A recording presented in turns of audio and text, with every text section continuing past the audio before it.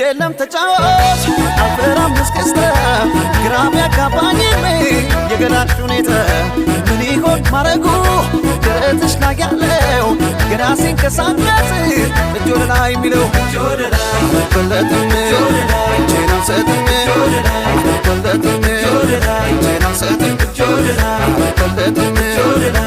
አልሰጥም አልበለጥም እጄን አልሰጥም